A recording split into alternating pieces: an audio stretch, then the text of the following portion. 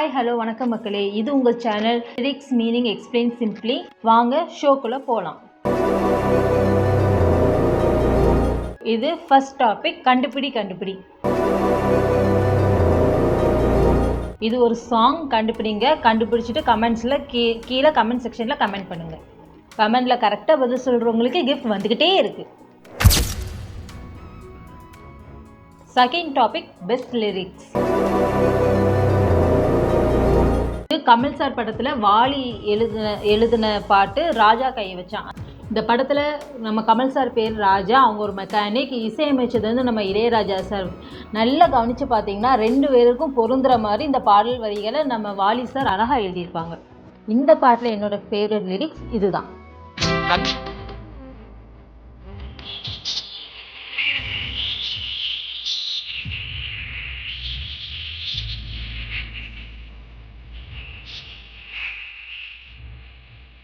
இந்த பாடல் வரிகளில் காரர் ஒரு வேர்டு வருது. அந்த காரை எடுத்துகிட்டு எந்த இசை கருவிகள் பேரை போட்டாலும் பொருத்தமாக தான் இருக்குது. நம்ம வாலி ஐயா வந்து மெக்கானிக் ராஜா, அதாவது கமல் சாருக்கும் பாட்டு எழுதியிருக்காங்க. அதே மாதிரி இசையமைப்பாளர் அந்த இளையராஜா சாருக்கும் பொருந்துகிற மாதிரி 2 பேர்த்துக்கும் கரெக்டாக பொருந்துகிற மாதிரி இந்த பாட்டு வச்சுருக்காங்க. இதை தான் நம்ம வாலி சார் வந்து ராஜா கை வச்சா ராங்கா போகாது அப்படிங்கிற பாடல் வரிகளை எழுதியிருக்காங்க.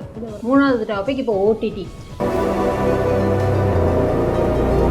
நம்ம நானி சார் நடிச்சிருந்த படம் சரிபோதா சனிவாரம் தமிழில் வந்திருக்கு.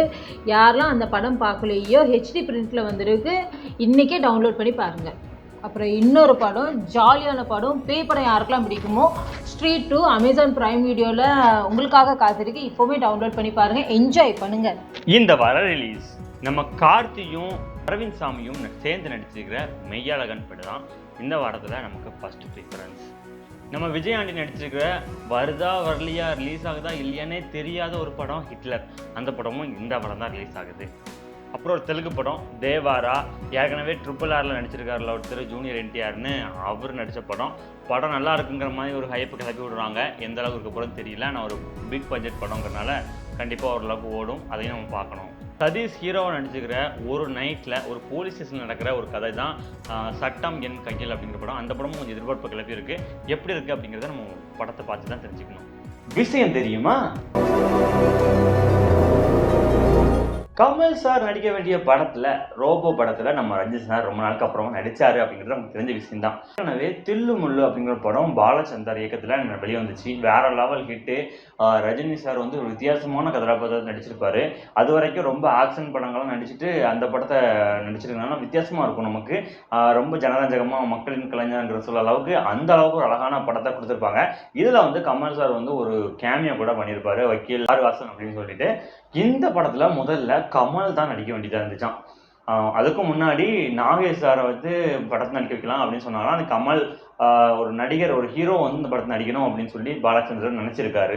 ஆனால் என்ன நினச்சாரோ தெரியல, ரஜினிகாந்த் அவரோட அந்த ஆக்ஷன் ஹீரோங்கிற இமேஜை மாற்றிட்டு அவர் எல்லா கதாபாத்திரமும் நடிப்பார் அப்படிங்கிற மாதிரி கொண்டு வரணுக்காண்டி தான் இந்த படத்தை ரஜினிக்காக வந்து அவங்க தான் நடிக்க வைக்கணும் அப்படின்னு சொல்லி முடிவு பண்ணாராம் பாலச்சந்தர். இந்த வார திரை விமர்சனம். இன்னைக்கு நம்ம பார்க்க போறது லப்பர் பந்து. ஹாரிஸ் கல்யாண், அட்டகத்தி தினேஷ் 2 பேரும் சேர்த்து நடிச்சுக்கிற படம் தான் லப்பர் பந்து. கதையோட ஹீரோ நம்ம அன்பு. அவனுக்கு ஒரு ஃப்ரெண்டு, அப்பா அம்மா எல்லாம் சேர்ந்து இருக்காங்க. அவங்க கதை அப்படிங்கிறது, அவனுக்கு காதல் வருது, அந்த காதலில் ஒரு பிரச்சனை. அப்புறமா அவன் சேர்ந்து இருக்கிற ஒரு டீம் இருக்கு, அந்த டீம்லேயும் ஒரு பிரச்சனை. இந்த பக்கம் நம்ம அட்டகத்தி தினேஷ் கெத்துங்கிற கேரக்டர் நடிச்சிருக்காரு. அவருக்கு ஒரு லவ். அந்த லவ் அவங்க வந்து கல்யாணம் பண்ணி அவங்களுக்கு ஒரு குழந்தை இருக்கு, பெண் குழந்தை. அவங்க அம்மா எல்லாருமே வந்து ஒரு வீட்டில் வந்துட்டு இருக்காங்க. இப்போ அன்பு கிரிக்கெட் பிளேயர் அப்படிங்கிறதுனால இந்த கெத்தோட ஊரில் போய் விளையாட போறாரு. இது விளையாடும் போது 2 பேருக்கும் ஒரு சின்ன சண்டை வந்துடுது, மனஸ்தாபம். அது மனஸ்தாபத்தில் யார் பெரியவங்க அப்படிங்கிற, யார் சிறப்பாக விளையாடுவா அப்படிங்கிற ஒரு இது வந்ததால 2 பேருக்கும் ஒரு கிளாஸ் வருது. கெத்து அவங்க ஒய்ஃப் வந்து கிரிக்கெட் விளையாட போகக்கூடாது, வேலைக்கு போகணும்னு சொல்லி ஆனால் இவர் வேலைக்கு போகிறேன்னு சொல்லி ஏமாற்றிட்டு கிரிக்கெட் விளையாட போயிடுவார். அதனால் அவங்களுக்குள்ள பிரச்சனை. அதே மாதிரி இவனுக்கும் அன்புக்கும் ஒரு பிரச்சனை. அன்புக்கு வந்து தன்னோட லவ்வர் என்ன காரணம் அப்படிங்கிறது தான் பிரச்சனை. இவங்க 2 பேர் பிரச்சனை நடந்துட்டு இருக்கும்போது கெத்து வீட்டில் அன்பு இருப்பார். அங்கே தான் ஒரு பயங்கரமான ட்விஸ்ட்டு. என்ன ட்விஸ்ட்டு, அன்போட காதல் நிறைவேறிச்சா இல்லையா, கெத்து அவரோட மனைவி கூட சேர்ந்தாரா இல்லையா, எல்லாரும் ஒன்று சேர்ந்தாங்களா இல்லையான்னு தான் முடிவு வரணும். ஆனால் இதில் இன்னும் ஒரு விஷயம் இருக்குது. என்ன அப்படின்னா, அன்புக்கு வந்து ஒரு கிளைக்கதை இருக்குது. அன்பு ஏற்கனவே யார் அப்படின்னா, ஜாலி ஃப்ரெண்ட்ஸ் அப்படிங்கிற ஒரு கிரிக்கெட் டீமில் விளையாட நினைக்கிற ஒரு பிளேயர். ஆனால் அந்த அன்புவை வந்து விளையாட விடாமல் அந்த டீமில் இருக்கவங்க நிறைய பேர் பண்ணுவாங்க. என்ன காரணம் அப்படின்னா, சாதி வெறி. சாதி வெறி காரணமாக இந்த அன்புவை வந்து அந்த டீமில் விளையாட விடக்கூடாது அப்படின்னு சொல்லிட்டு இருப்பாங்க. அன்பு மட்டும் கிடையாது, நிறைய பேர் அந்த குறைஞ்ச சாதி அப்படின்னு சொல்லிட்டு அவங்க வந்து இவங்க வந்து தகுந்த சாதி, இவங்க வந்து உயர்ந்த சாதின்னு சொல்லிட்டு அந்த டீமில் வந்து விளையாடக்கூடாது அப்படின்னு சொல்லிட்டு நிறைய பேர் இருப்பாங்க. அப்படி நினைக்கிறவங்கள மாற்றணும் அப்படின்னு சொல்லி அன்பு ஒரு திட்டம் போடுறாரு. ஒரு சவால் விடுறாரு. அந்த சவாலை ஜெயிச்சாரா இல்லையா அப்படிங்கிறது தான் படத்தோட கிளைமேக்ஸ். இந்த சவாலை இவர் ஜெயிச்சாரா இல்லையாங்கிறது கிளைமேக்ஸ்லேயே தெரிய வந்துடும். இவரோட காதல் ஜெயிச்சிச்சா, கெத்து வெர்சஸ் அன்புல யார் ஜெயிச்சா, இல்லை 2 பேரும் சேர்ந்தாங்களா அப்படிங்கிறது தான் படத்தோட கதை. படம் வேற லெவலில் இருக்கு. உங்களுக்கு படம் ஸ்டார்டிங்லேருந்து போகிறது வரைக்கும் ஒரு நேரம் போனதே தெரியாது. அந்த அளவுக்கு ஒரு சிறப்பான படம். இந்த வருஷத்தில் வெளியான ஒரு சூப்பரான தரமான படமாக ஒன்றா இருக்கு. கண்டிப்பாக தியேட்டரில் போய் பாருங்க.